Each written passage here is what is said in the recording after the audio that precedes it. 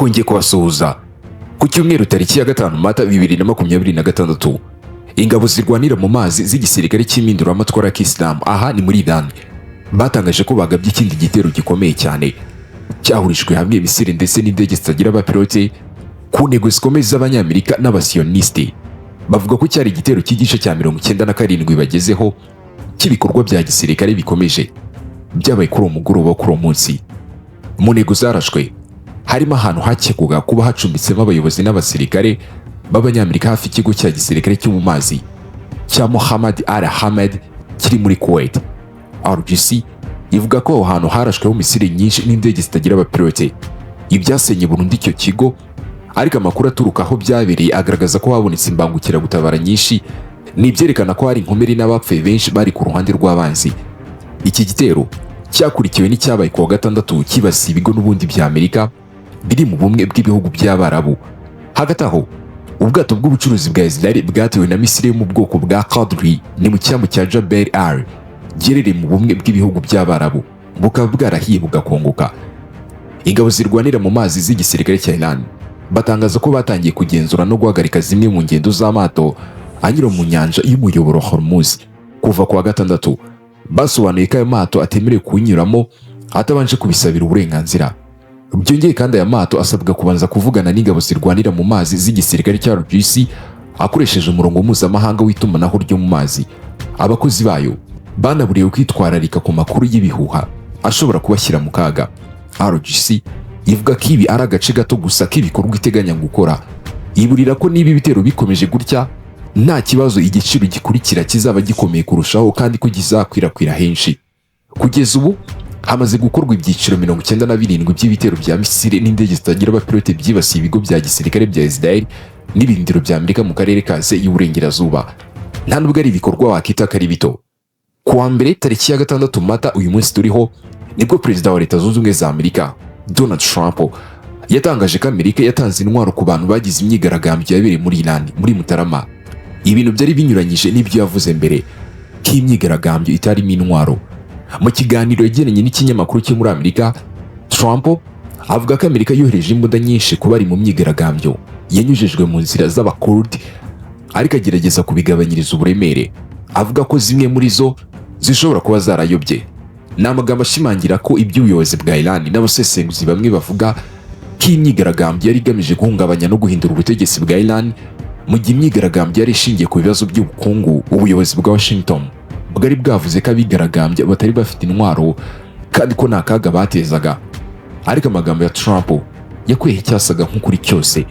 Havugwa ko inkunga itagarukiye gusa ku gushyigikira imyigaragambyo, ahubwo yari inarimo gutanga intwaro zakoreshejwe mu kwibasira abashinzwe umutekano, harimo gutwika inyubako za leta, gutera ahantu hatagatifu no guteza ubwoba abaturage. Ingabo z'umutekano za Iran bo batangaje ko bahise bafata ingamba zihuse zo guhagarika abo bantu bitwaje intwaro. Byari mu gihe abaturage benshi bagaragaje ko bashyigikiye ubuyobozi bwabo binyuze mu myigaragambyo kubwunganira. Abayobozi ba Iran bahuje imyigaragambyo n'ibitero by'iterabwoba, bavuga ko n'ubundi hari uruhare rw'inzego z'ubutasi za Amerika na Israel mu kwitegura no kuyishyigikira. Bavuze ko amagambo ya Trump ashobora gukoreshwa mu nzego mpuzamahanga nk'ikimenyetso cy'uko Amerika yivanga mu bibazo by'ibindi bihugu no gushyigikira ibikorwa by'urugomo. Ni ibitwinjiza ku busesenguzi bwakozwe n'ubundi na Jang Soksin. Ntabwo ari ubwa mbere mu mwumvishe. Bwashyizwe ahagaragara tariki ya 3 Mata 2026. Yagaragaje amakuru ateye impungenge ku mutekano w'isi, avuga ko hashobora kuba harabaye kwimurwa kw'intwaro zikomeye kurusha izindi zose mu mateka y'abantu. Ariko ibi ngo nibishimangira uburyo ki Iran itari yonyine mu guhangana n'abanzi bayo. Nk'uko bivugwa, Uburusiya bushobora kuba bwarahaye mu ibanga rikomeye Iran imisile za kirimbuzi zigera n'ubundi ku 1000 zo mu bwoko bwa RSC 28 Sarmad. Buri misile imwe ifite ubushobozi bwo gutwara imitwe ya kirimbuzi igera kuri 15. Ishobora no kwibasira ahantu hatandukanye icyarimwe, kandi ifite intera iri ku birometero bisaga 18,000 bikayemerera kugera ku ntego ziri hafi hose ku isi yose. Ni misile zivugwa ko zishobora kunyura mu buryo bwose bwo kwirinda ibitero byo mu kirere busanzwe buzwi, bigatuma zifatwa nk'intwaro zikomeye cyane kandi ziremereye mu kugaba ibitero no kubikora. Nyuma y'aya makuru, Israel yahise itanga umuburo w'amasaha 48. Ni mu gihe ubuyobozi bwa Washington bugaragara nk'ubutagira icyemezo gihamye bufata. Iyi misile izwi kandi ku izina rya Satani kabiri mu mvugo ya gisirikare izwi ubushobozi bukomeye bwo kudafatwa mu kirere, kudahagarikwa no kudasubizwa inyuma imaze koherezwa. Ni imwe mu ntwaro zari zisanzwe zifite uburemere bukomeye mu bubiko bwa kirimbuzi bw'Uburusiya, kandi yakozwe by'umwihariko kugira ngo isinde uburyo bwose bwo kwirinda bwa misile bwashyizweho n'ibihugu bikomeye ku isi. Mu busesenguzi bwa Jang asobanura impamvu zishobora kuba zarateye Uburusiya gufata icyemezo nk'iki, aho agaragaza ingaruka zishobora kugira ku mutekano mpuzamahanga ndetse n'ingamba zikomeye kuri Israel ishobora gufata mu gihe yabibonye kiri mu kaga nk'aka. Kuba Iran ishobora kuba ifite misile zisaga 1000 kandi zifite ubushobozi nk'ubu ngo bihindura cyane uburyo ubutegetsi n'umutekano w'isi byari bisanzwe bisobanurwa, bigashyira ibihugu byinshi mu gihirahiro. Mu masaha 48 yarashize ngo ibyo bivugwa byabaye ko bishobora kuba n'ubundi cyari kimwe mu bintu bikomeye cyane byabaye mu mateka ya vuba y'isi, ngo byari igikorwa gifite ingaruka zikomeye kandi zishobora kudasubirwaho, ku buryo ibihugu byinshi byahise byinjira mu nama zihutirwa bagerageza gusobanukirwa n'icyo bisobanuye nk'ubu. Ngiyo urebye uburemere bw'aya makuru, misile 1000 ntabwo ari umubare woroshye, ni igice kinini cy'intwaro zisenya kurusha izindi zose zigeze zikorwa n'abantu. Buri imwe ishobora gusenya ahantu hanini cyane kandi ku muvuduko ukomeye n'inzira zigoye kwikumira. RS-28 Smart ifite ubushobozi bwo kugera ku ntego iturutse ku cyerekezo icyo ari cyo cyose, harimo no kunyura mu majyepfo y'isi, bityo igaca ku buryo bwo kwimenya bwashyizweho cyane mu majyaruguru. Yakozwe mu buryo buhanitse ku buryo kwikumira bisaba ikoranabuhanga rirenze ukwemera rikomeye cyane, kandi kugeza ubu nta buryo bworoshye buzwi bwo kwihagarika burashyirwaho. Mureke dusobanukirwe neza icyo misile 1000 zo mu bwoko bwa RS-28 Smart zisobanura mu buryo bwa gisirikare. Igihugu cya Leta Zunze Ubumwe za Amerika gifite hafi imitwe ya kirimbuzi igera ku 1500 ikoreshwa mu ngabo zacyo. Harimo misile ziri ku butaka, iziri mu mazi, ku mato y'intambara ndetse n'indege zishobora n'ubundi gutwara intwaro za kirimbuzi.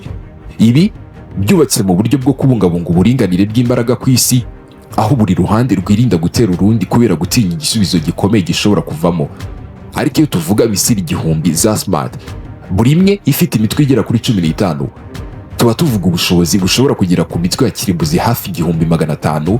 Ibi bivuze ku buryo bwo gutwara no gukoresha intwaro za kirimbuzi, Iran ishobora kuba ifite imbaraga ziruta iza Leta Zunze Ubumwe za Amerika inshuro zigera ku 10. Ibi ni ibintu byahita bihindura burundu uko imbaraga zingana ku isi zigenda. N'ibitekerezo igihugu cya Israel cyahise gisubiza mu gihe kitarenze amasaha 6 kimaze kumenya aya makuru. Ubutumwa bwacyo bwari bugufi cyane, amagambo ko Iran ifite amasaha 48 yo kwisubiraho, bitaba ibyo igasemwa burundu. Nubwo Israel isanzwe ifite intwaro za kirimbuzi zikomeye ku rwego rw'akarere, ndetse ikaba yarigeze kwishingikiriza ku mahame yo kwirwanaho azwi nk'amahitamo ya nyuma, aho igihugu gikoresha imbaraga zose gifite mu gihe cyugarijwe. Ubu ishobora kuba ihanganye cyane n'imbaraga ziruta kure izayo, ku buryo ijambo uburinganire bw'imbaraga rishobora kuba ritagifite ibisobanuro bifatika imbere y'abo barwana. Ku ruhande rwa Washington, amakuru y'iyoherezwa ry'izi misile yakurikiye mu rukerera. Byari saa 9:14 z'ijoro, aho bamwe baba bakigohetse. Perezida yahise n'ubundi abyutswa ku kanya, maze inama y'abashinzwe umutekano w'igihugu yateranye mu minota mike cyane. Ariko kuva icyo gihe ibyari urwenya byatangiye guhinduka ibintu bidasanzwe. Ku nshuro ya mbere mu mateka ya vuba y'imicungire y'ibibazo bikomeye, abayobozi b'iki gihugu gikomeye cyane bateraniye hamwe, ariko babura igisubizo na kimwe kitagira ingaruka zikomeye ku isi yose. Ibi byibutsa ibihe n'ubundi byo muri Cuba, igihe isi yigeze kugira hafi yo kurimbuka burundu, ariko ubuho bisa n'aho hari ikibazo gikomeye kirenze icy'icyo gihe mu bukana n'ubugari bwacyo uburyo ki cyari kimeze. Isesengura ry'iki kibazo rigaragaza ibintu byinshi bikomeye cyane. Uburyo Uburusiya bushobora kuba bwarohereje izi misile nyinshi hatabaho igisubizo gikomeye cy'ibihugu byo mu burengerazuba. Imiterere na tekinike ya Smart isobanura ku buryo bwo kwirinda ibitero byubatswe na Israel na Leta Zunze Ubumwe za Amerika, ndetse n'impamvu umuburo w'amasaha 48 watanzwe na Israel ushobora kuba ari umurongo ntarengwa w'ukuri cyangwa se igikorwa cya nyuma cy'ubuyobozi bushobora kuba bwarabuze andi mahitamo. Ikibazo gikomeye kiri kwibazwa ni iki: ubundi Leta Zunze Ubumwe za Amerika zakora iki mu gihe uburyo bwo kubuza umwanzi gutera kubera gutinya igisubizo bwari busanzwe bukoreshwa nabwo butangiye gutakaza imbaraga zabwo? Ni ukuvuga ko n'igitekerezo cyo gutera ubwoba umwanzi kugira ngo atagutera gishobora kuba kiri gusenyuka. None se isi yaba imeze ite mu gihe Iran ifite izi misile 1000 kandi za kirimbuzi zaturutse mu Burusiya? Ngibi byahindura iki mu mategeko mpuzamahanga agamije gukumira ikwirakwizwa ry'intwaro za kirimbuzi?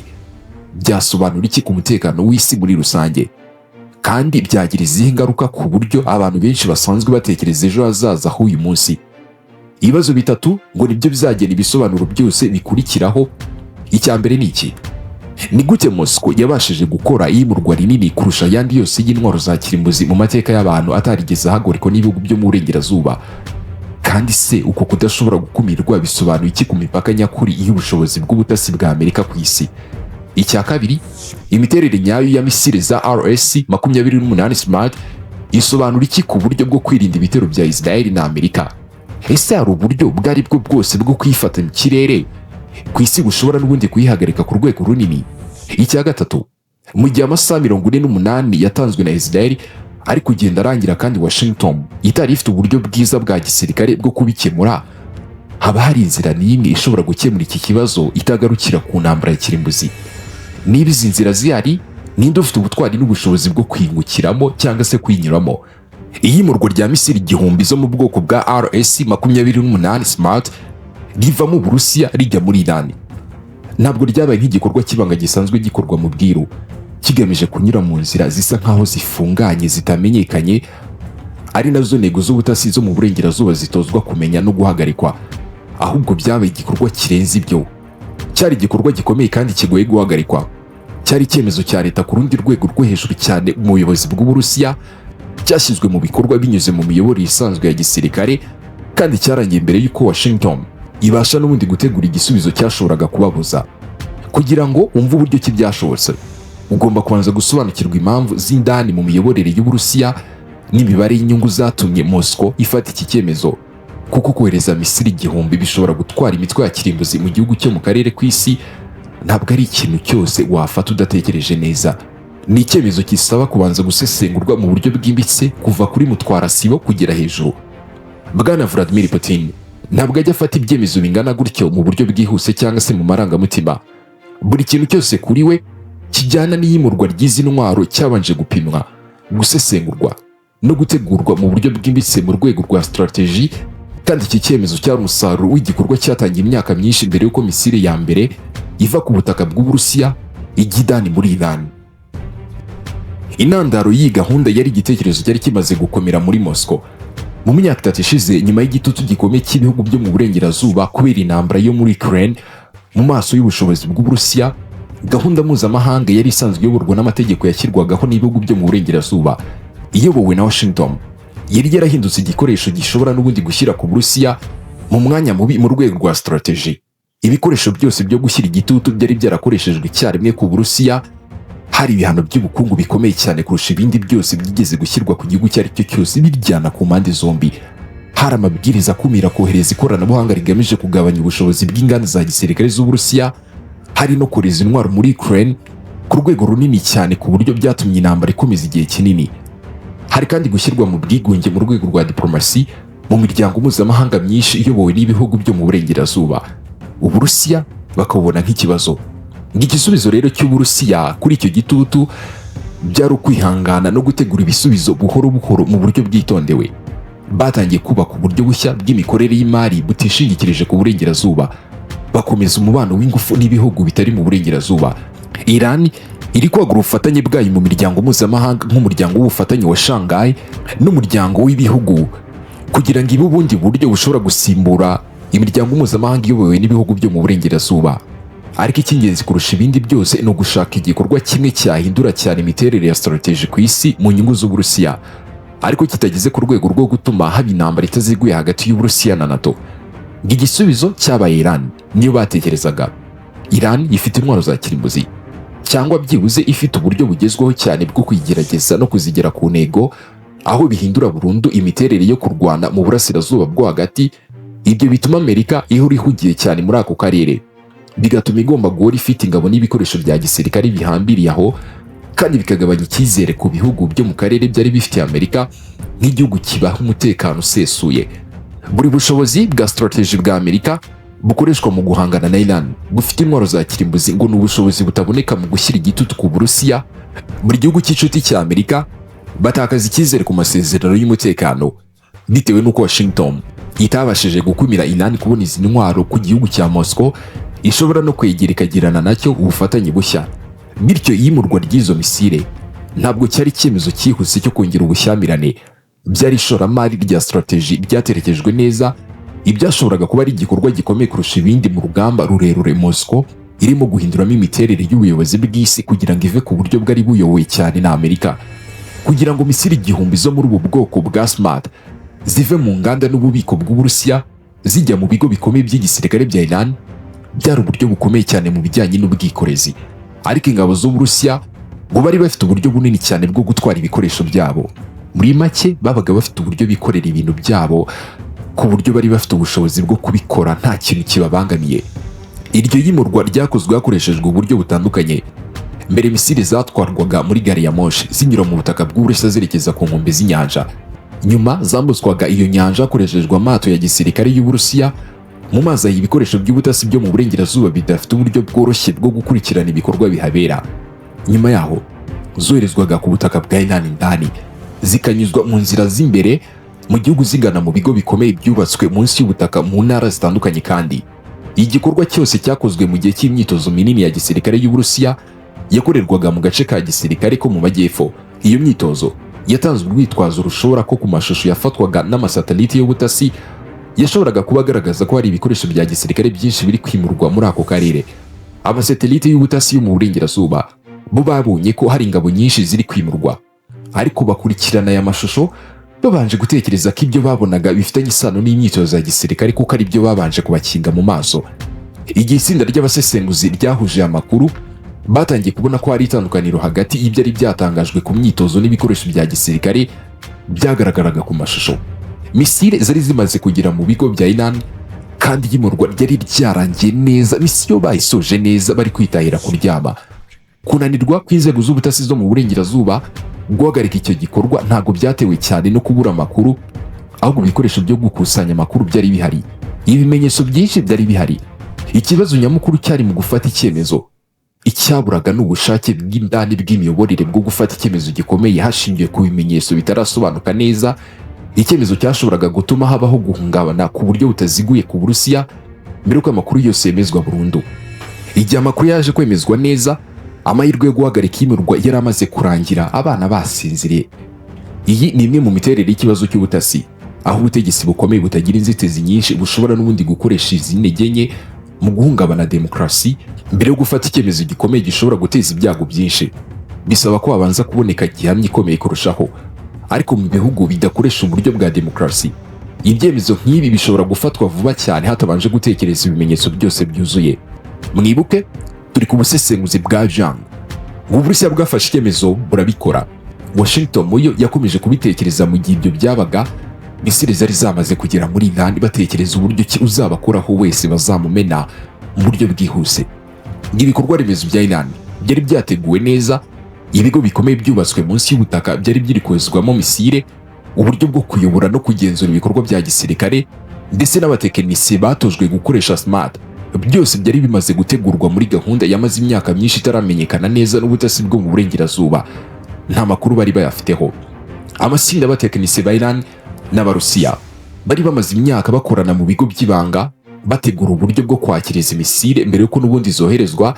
Igihe misile zagiraga muri Iran, igihugu cyari cyiteguye kuzakira, kuzihuza n'ibindi bikoresho bya gisirikare no kuzishyira mu buryo bwo kwitegura gukorwa mu gihe gito cyane, mu minsi mike aho kuba mu mezi. Misile za RS-28 Smart yahawe izina rya Satani kabiri mu rwego rwa NATO. Byari nyuma y'isesengura ryimbitse ryakozwe n'abasesenguzi ba gisirikare badakoresheje amagambo akomeye, batanabanje kuyapima neza.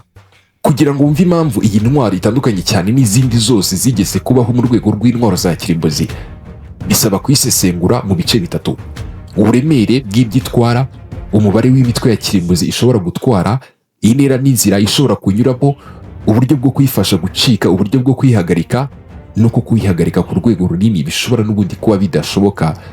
Ibi ni ukurota ugenda. Nk'uburemere bw'ibyo ishobora gutwara, ibi nibyo byitwa draw weather, ni ukuvuga uburemere bw'ibikoresho misile ishobora kugira ku ntego. RS-28 Smart dushobora gutwara hafi toni 10 z'ibikoresho by'intambara. Toni 10. Uyu ntabwo ari umubare wo kwirengagiza. Toni 10 z'ibikoresho bishobora kugira ku ntego bivuze ko misile imwe ishobora gutwara imitwe ya kirimbuzi, ibikoresho biyobya radari n'ibindi bikoresho byo gucika uburyo bwo kuyifata mu kirere, ku buryo byahindura icyarimwe ubushobozi bwose bwo kuyihagarika. Uburyo busanzwe bwo kuyitwara burimo imitwe n'ubundi ya kirimbuzi iri hagati ya 10 na 15 ishobora kwibasira intego zitandukanye icyarimwe. Buri mutwe ushobora kuyoborwa ugana ku ntego itandukanye mu gace kamwe k'igitero. Misile imwe y'ubu bwoko iramutse irashwe igana kuri Israel ishobora kwibasira icyarimwe Tel Aviv, Hafi, Beersheba, ikigo cya kirimbuzi cya Dimuna, ikibuga cy'indege za gisirikare cya Navetme n'ahandi hantu h'ingenzi mu gihugu hose. Ndetse hakaba hanasigara n'indi mitwe ishobora n'ubundi kwibasira ibigo bikomeye by'ubuyobozi buri munsi y'ubutaka. Misile imwe gusa, igitero kimwe gusa, intego zose z'ingenzi mu gihugu gifite ubunini bungana na New Jersey bishobora n'ubundi kwibasirwa icyarimwe. None tekereza misile igihumbi. Iyi mitwe ya kirimbuzi ishobora gushyirwa kuri smart ifite imbaraga zitandukanye, kuva kuko zishobora n'ubundi gukoreshwa ku ntego za gisirikare kugeza aho zishobora gusenya imijyi minini. Amategeko y'igisirikare cy'Uburusiya yemera ko umutwe w'intwaro wahitamo bitewe n'intego igomba n'ubundi kwibasirwa.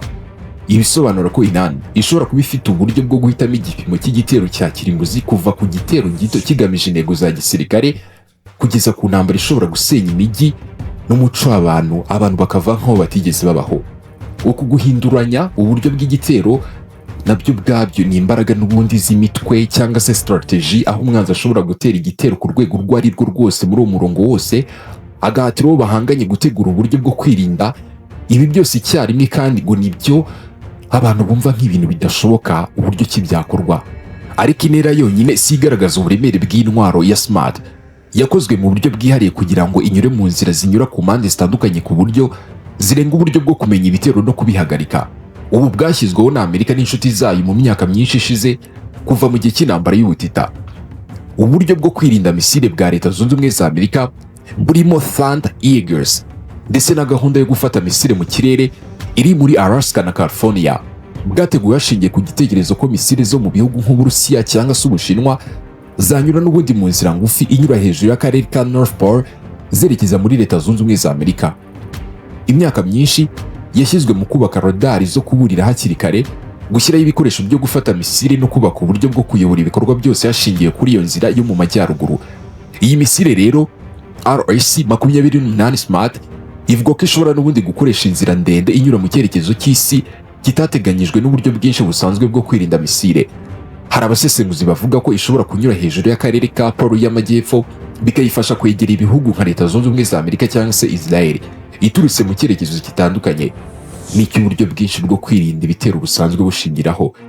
Ibi bivuga ko bishobora kuyigora guhitamo inzira yo kwimenya no kuyifata hakoreshejwe uburyo busanzwe bwo kwirinda misile, kubera ko ubwo buryo bwubatswe ahanini hashingiwe ku nzira ziteganyijwe n'aho misile nyinshi zisanzwe zanyuraga. Iyo ntwaro ngo yateguye by'umwihariko kugira ngo itume uburyo bwo kwirinda bwa misile bwa Amerika butagira agaciro ku ntego zo mu burasirazuba bwo hagati. Ku bijyanye na Israel, inzira zishobora kunyurwamo ni nyinshi cyane kurushaho, kandi igihe cyo kumenya icyo gitero cyatangiye kikaba kigufi cyane. Ibikoresho byo kuyifasha gucika uburyo bwo kuyifata mu kirere bituma kuyihagarika birushaho kugorana.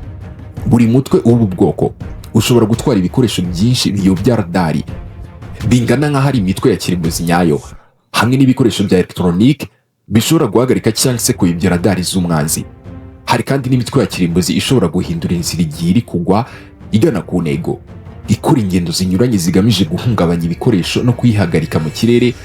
Uburyo bwo gufata misile mu kirere bugerageje guhagarika igitero cya smart ngo bugomba gukora ibintu byinshi icyarimwe: gutandukanya imitwe ya kirimbuzi nyayo n'ibikoresho biyobya radari, gukurikirana ibintu bihindura inzira byihuta cyane mu kirere, no kugerageza kuyifata mu gihe igenda ku muvuduko uruta ibikoresho byinshi byo kuyihagarika byigeze gukoreshwa muri ako karere. Iyi mibare igaragaza uburyo bwo kuyihagarika muri iyo miterere ntabwo ari uko bigoye gusa, ni ibintu bishobora kuba bitanashoboka ahubwo mu gihe habaye igitero cyayo, kandi ari imwe gusa.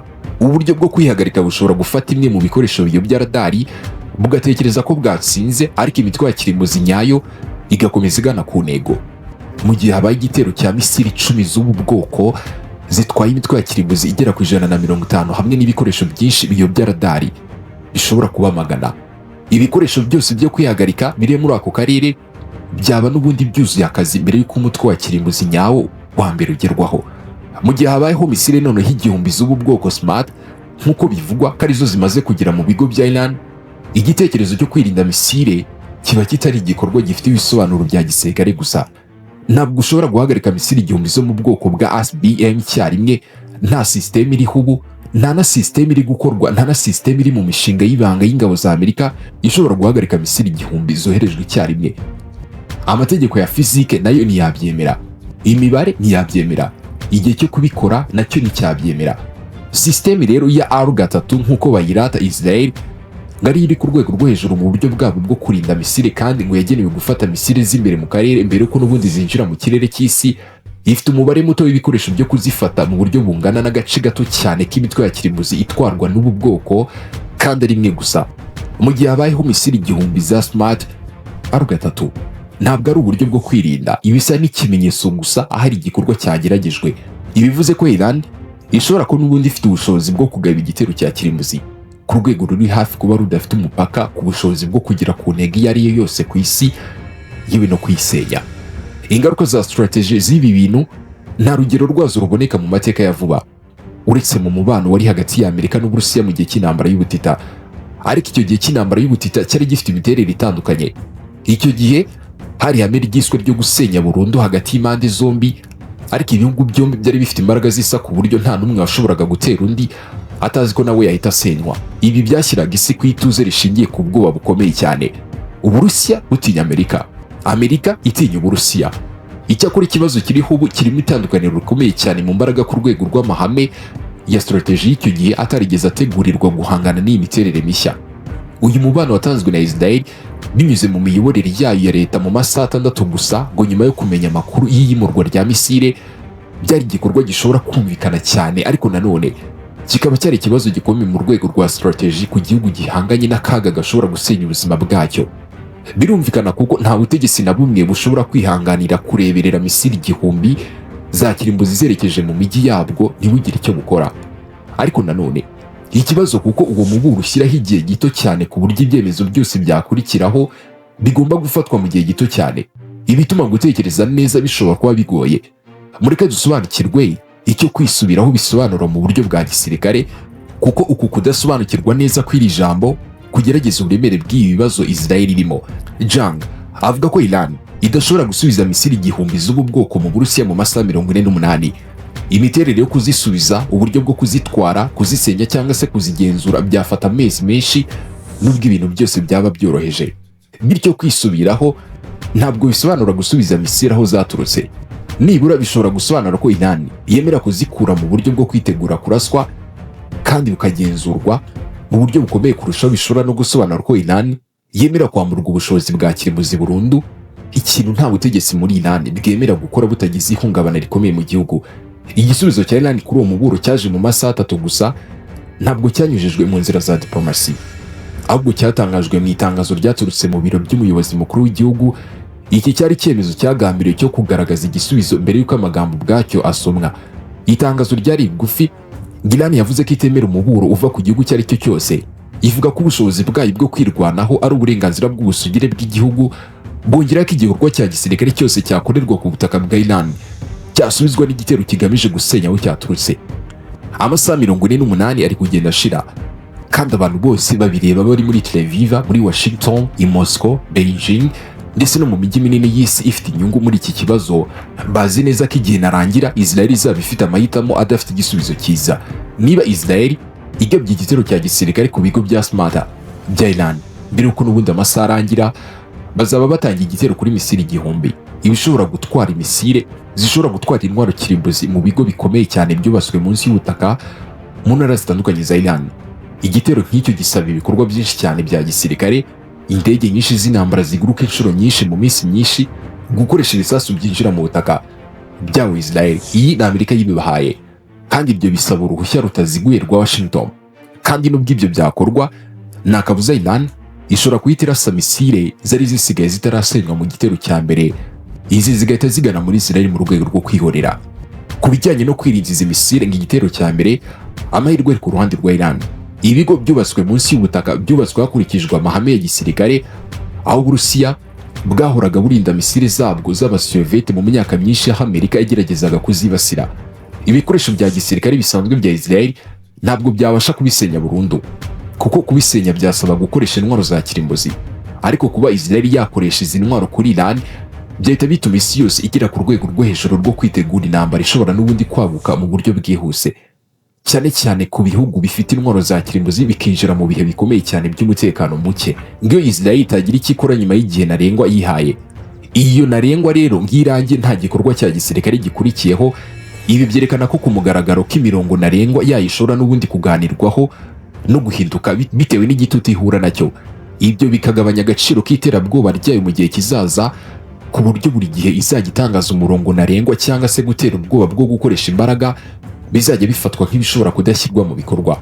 Abahanganye nayo mu karere ngo bahita bahindura uko bayibona, bakabona ko ishobora kubuzwa gukora ibyo ivuga, ndetse n'uburyo bwayo bwa nyuma bwo kwirwanaho bushobora gukumirwa. Ibituma umusingi w'umutekano wayo usa n'ugabanyutse ugereranyije n'uko n'ubundi wageragezwaga mbere. Nta cyemezo cyafashwe muri ibi bihe ngo cyasigara kidahujwe ku buryo bukomeye uko Israel ihagaze mu bya gisirikare no mu mutekano muke. Ngiyo ntarengwa y'amasaha 48 ntabwo cyari icyemezo cyatekerejwe neza mu rwego rw'igisirikare, ahubwo byagaragazaga ubuyobozi bwari bwarageze mu bihe bikomeye cyane, ku buryo no kugaragaza ko butinya kwiyunga byonyine byari bifite ingaruka zitabasha kwirindwa. Igisubizo cy'ubutegetsi bwa Washington kuri iyi ntarengwa ngo cyarushijeho gutuma Israel irushaho kwigunga. Leta ya Amerika yasabye ibiganiro no kugabanya umwuka mubi binyuze mu nzira z'amahoro. Ntabwo byashyigikiye iyi ntarengwa, ntiyemera gutanga inkunga ya gisirikare mu buryo bugaragara, kandi ntiyanateye ubwoba Uburusiya ku ngaruka z'icyo bwakoze. Ahubwo basabye ko habaho ibiganiro, ubutumwa bwumvikanye neza ko Amerika iri gutabara mu buryo bwihuse cyangwa se ku rugero iki kibazo gisaba. Mu rwego rw'amasomo ya gisirikare hari igitekerezo cyitwa gutsindwa ku buryo bwo gukumira. Bivuze ko igiterabwoba ryo kwihorera ritagishoboye kubuza uwo uhanganye nawe gukora ibyo wamubujije. N'ubundi byanze bikunze imiyoborere ya Amerika ngo imaze imyaka irenga 80 yubakiye ku gukumira, aho intwaro zayo, amasezerano y'ubufatanye n'ingabo zayo zo hirya no hino ku isi byose byubakiye n'ubundi ku ihame ryo gutuma igiciro cyo kurwanya inyungu zayo gihora kiruta inyungu zabyo. Ariko muri iki gihe ubwo buryo bwo gukumira bugaragara nk'ubwananiwe mu buryo bwagutse, kandi n'ubundi biragaragara ku mpande zombi. Uburusiya bwa Iran imbunda ndende zishobora gutwara intwaro za kirimbuzi zigera ku 1000, kandi iki cyari gikorwa Amerika yari yaratangaje ko kenshi itemera na gato mu buyobozi butandukanye no mu biganiro byihariye byagiye biba ku mugaragaro. Hari harashyizweho ingamba zo kubuza ibintu kubaho nk'ibi, birimo n'ubundi ibihano bikomeye, kongera imbaraga z'ubufatanye n'ibihugu by'inshuti, gufasha ingabo za Ukraine no kugerageza kwigizayo Uburusiya mu bukungu bw'isi. Ariko nubwo ibyo byose byakozwe cyangwa se byari bisanzwe bikorwa, ntibyabujije iki gikorwa kuba. Ibigaragaza ko nta kindi cyari gisigaye cyatangaga igitutu gihagije cyo kubakumira. Ubu Washington ngisigaye ifite uburyo bwo gukumira bwamaze kugeragezwa ku mugaragaro, ibigaragaza ko n'ubundi budahagije. Ibihugu byinshi ku isi biri kwiyongera gusuzuma uko bibona imbaraga za Amerika, aho abayirwanya barimo kwibaza ibintu bashobora gukora batinyaga mbere, mu gihe abafatanyabikorwa bayo nabo barimo kwibaza agaciro nyakuri k'ubwishingizi bahabwa n'icyo gihugu mu bijyanye n'umutekano. Inama yihutirwa y'abashinzwe umutekano yabaye nyuma yo kwemezwa kw'ibikorwa ry'iyi gahunda yamaze amasaha 18 isuzuma uburyo butandukanye bwo kuyitwaramo, ariko amahitamo yose yagarutsweho yari asanzwe azwi, kandi yose yari afite ingaruka zikomeye zitashoboraga kwemerwa nk'uko byagiye bigaragara no mu bibazo byabanje. Igikorwa cya gisirikare ku Burusiya ngo nicyo cyonyine cyashoboraga guhagarika aho ikibazo cyaturutse. Ntabwo byari gushoboka, kuko ibihugu bibiri bifite intwaro za kirimbuzi ntibishobora kurwana intambara itaziguye, kuko byashyira isi mu kaga ko kwinjira mu ntambara ya kirimbuzi ishobora kurimbura byinshi natwe turimo. Gutera Uburusiya ngo byari gutuma hashobora kubaho guhungabana ibitero bya kirimbuzi hagati y'ibihugu bikomeye, ibintu n'ubundi imiyoborere ya Amerika ifata nk'ibitemewe na gato. Ku rundi ruhande, kongera ibihano ku Burusiya ngo ntabwo byari kugira ingaruka nshya zifatika, kuko iki gihugu n'ubundi cyari gisanzwe cyarafatiwe ibihano bikomeye kurusha ibindi mu mateka ya vuba. Ibyo bivuze ko kongera ibindi byari kuba nta mpinduka igaragara bizana n'ubundi ku byemezo bahisemo gufata. Igikorwa cya gisirikare cyakibasiraho Iran ibitsi z'imbunda ndende ngo cyahura ari ikibazo gikomeye kidashobora kuzahagarikwa. Igitero cya mbere cyagerageza kuzisenya ntabwo cyabasha kurimbura izo mbunda zose uko zingana, cyane cyane bitewe n'uko zubatswe mu buryo bukomeye, zanakwirakwijwe ahantu henshi, kandi ubushobozi bwo kuzihagarika ngo bwaba bufite imipaka ibivuze ko hashobora n'ubundi kubaho igisubizo cya kirimbuzi cyaturuka kuri Iran bigatera ibirindiro bya Amerika, ibihugu bishyigikiye ndetse n'ibishobora no kugira ku butaka bwayo. Kwinjira rero mu biganiro na Iran nibyo byagaragajwe nk'inzira ishoboka, nabyo bifite imbogamizi zikomeye. Byasaba ko Iran yemera kureka imwe mu ntwaro zayo zikomeye kurusha izindi zose yigeze kugira, igahabwa ibihano byorohejwe n'ubwishingizi bw'umutekano butangwa n'igihugu cyemeje kugaragara ko ubwo bwishingizi bufite aho bugarukira. Ku ruhande rwa Iran kubabara biroroshye, ngo izi mbunda zifite agaciro kurusha ibyo byose ishobora guhabwa mu rwego rwo kuzirekura. Uburyo isi yubatswe nyuma y'intambara ya kabiri y'isi bwari bushingiye ku nkingi ebyiri zikomeye. Iya mbere yari imbaraga za gisirikare za Amerika ntigereranwa zatumaga nta gihugu na kimwe cyangwa se itsinda ry'igihugu bahangana nayo ngo babone inyungu. Iya kabiri yari gahunda yo kugabanya ikwirakwizwa ry'intwaro za kirimbuzi, aho zari zigarukira ku bihugu bike kandi zigakoreshwa mu buryo bwatinywaga kugenzurwana. Izi nkingi zombi ngo ubu zahungabanyijwe icyarimwe. Imbaraga za Amerika ntabwo zahungabanyijwe n'igihugu gihanganye nayo mu buryo butaziguye, ahubwo zahungabanyijwe n'uburyo bushya bwo guha undi ubushobozi bukomeye bwa gisirikare, uburyo butari bwaratekerejweho neza mu mategeko yo gukumira intambara. Ubutumwa buhabwa ibihugu byose bihanganye na Amerika ni uko hari inzira yo kwirenga, kubona umufatanyabikorwa ukwiriye, kubaka umubano ukomeye no guhererekanya ubushobozi bwa gisirikare bushobora gutuma n'igihugu gikomeye kurusha ibindi kidashobora kubakumira. Ku ruhande rw'amasezerano no guhagarika ikwirakwizwa ry'intwaro za kirimbuzi, ntabwo yangiritse gusa, ahubwo asa n'ayatakaje umumaro. Yari yubakiye ku kubuza ibihugu gukora izi ntwaro, ariko nta gisubizo yari afite ku gihugu gihabwa izi mbunda nyinshi n'ikindi gihugu gifite izi ntwaro. Ngibi byerekana ko ibihugu byagize ku rwego rutigeze rutekerezwa mbere. Uburusiya burimo kureba ukuntu isi ibyitwaramo nk'umukinnyi w'umukino w'ubwenge watsinze uko byagenda kose akagera ku ntego ashaka. Niba ibihugu by'uburengerazuba bitera Iran, ngo byaba byinjijwe mu ntambara ikomeye cyane mu burasirazuba bwo hagati izabatwara imbaraga nyinshi. Niba badakoze igikorwa cya gisirikare, ngo byakerekana ko gahunda mpuzamahanga ishobora n'ubundi guhindurwa nk'igikorwa gikomeye cy'igihugu kimwe. Muri icyo gihe kandi Ubushinwa ngo burimo gusuzuma ibi byose mu buryo bwimbitse. Abayobozi babwo bazi neza ko ibi ari nk'ikizamini gikomeye cyerekana imbaraga za Amerika, kandi ibisubizo bizavamo bizagira ingaruka ku byemezo byabo, birimo n'ubundi Taiwan n'inyanja yo mu majyepfo y'Ubushinwa. Ubuhinde bufite inyungu nini cyane mu bukungu bushingiye ku mbaraga za Iran mu bijyanye n'ingufu n'ibikorwa remezo. Buri kubara neza ingaruka zo kuba Iran ifite intwaro kirimbuzi ku mwanya wabwo mu karere. Turukiya nk'igihugu kiri mu muryango wa OTAN ariko gifite n'ubundi imiyoborere y'ububanyi n'amahanga igendera mu byemezo byinshi, iri kureba uburyo ki Amerika iri kubyitwaramo kugira ngo isuzume agaciro k'uwo muryango mu bihe aho ubutwari n'ibikorwa bikomeye by'Uburusiya byamaze kugaragaza imbaraga zabyo. Gahunda mpuzamahanga yo kugabanya ikwirakwizwa ry'intwaro za kirimbuzi yari isanzwe yaracitse intege bitewe n'iterambere rya Koreya ya ruguru mu bya kirimbuzi, gusenyuka kw'amasezerano ku mushinga wa Iran ndetse no kugabanuka k'ubwumvikane hagati y'ibihugu bikomeye ku kugenzura intwaro. Ubu yongeye gukubitwa igihombo gikomeye ku buryo kwisana mu buryo yari isanzwe imeze bisa n'ibidashoboka. Icyayisimbura kizaganirwaho mu myaka myinshi iri imbere n'ibihugu bifite imbaraga, ariko imyanya yabyo yamaze guhinduka ku buryo bugaragara, kandi n'ibizatanga umusaruro uruta wari usanzwe ushyigikira inyungu za Amerika. Isi yari isanzweho mbere y'ibi. Isi yari yubakiye ku buyobozi bwa Amerika, ku gukumirana, ku kugenzurwana no kugabanya ikwirakwizwa ry'intwaro bishobora kurimbura ikiremwa muntu. Icyo isi iri kuganaho ngo kizaba kirimo akaga karenze, kirimo ibihugu byinshi bifite ijambo rikomeye, kandi n'ubundi kurushaho kugaragaza ukuri kw'imbaraga ziri mu isi, aho kwigira no gufata ibyemezo bikomeye bigaragara nk'ibifite agaciro kurusha kwishyigikiriza ku masezerano y'imiryango yubakiye mu bihe byahise. Imbunda nyinshi cyane ngo zishobora kugera kure cyane, zirimo n'isi ubushobozi bwo gutwara intwaro za kirimbuzi nyinshi kuri buri imwe, kandi zigakwirakwizwa ahantu hatandukanye, kandi zikingiwe ku buryo kuzisenya byagorana cyane, bituma ikibazo kirushaho kuba gikomeye. Israel iri mu gihe gito cyane cyo gufata icyemezo gikomeye kidafite inzira nziza yoroshye. Amerika gifite uburyo bwo gukumira bwamaze kugaragaza ko butagize icyo bugeraho mu igeragezwa rikomeye.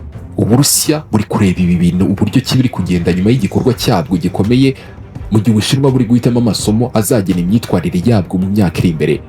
Isi yose, aho abantu babarirwa muri za miliyari bari kubaho buri munsi, yamaze guhinduka mu buryo bugaragara bushobora no kudasubira inyuma, kandi aho amategeko ya kera yashize ubwishingizi bwari busanzweho bwagiye, ndetse n'icyizere cy'ikoranabuhanga, imikoranire n'imbaraga za Amerika bishobora kubuza ibintu biri kuba bishobora kuba byarazimiye. ngo hasigaye kuri gukomeye ku isi iri mu nzubacyuho, aho intwaro ziteye ubwoba kurusha izindi zose zigeze kubaho ziri mu maboko y'abakinnyi benshi kurusha uko byari biteganyijwe. Icyemezo kizafatwa igihe ntarengwa kirangiye ngo kiracyari ikibazo gikomeye. Ese Israel izatera igikorwa gishobora n'ubundi gutangiza intambara ishobora gusenya akarere kose? Ese izahangana? Ese izihangana yemere ko ibintu bihagaze ubu? Ese Amerika izabona inzira y'amahoro itarabasha gusobanurwa neza kugeza ubu, cyangwa ibintu bizagenda bihungabana buhoro buhoro bitewe n'amakosa, ubwoba n'ibyemezo bifatwa mu gihe gito cyane? Ibi si ibibazo byo gutekereza gusa, ahubwo ni ibibazo biri kubazwa n'abafata ibyemezo mu byumba byabugenewe muri iki gihe. Ibisubizo bizaboneka uko byaba bimeze kose bizagena isi n'abazadukomokaho bazabamo. Reka tubashimire mwakoze kubana natwe. Ni naho dusoreje bumwe mu busesenguzi bwa Jang yashyize hanze tariki ya 3 Mata 2026.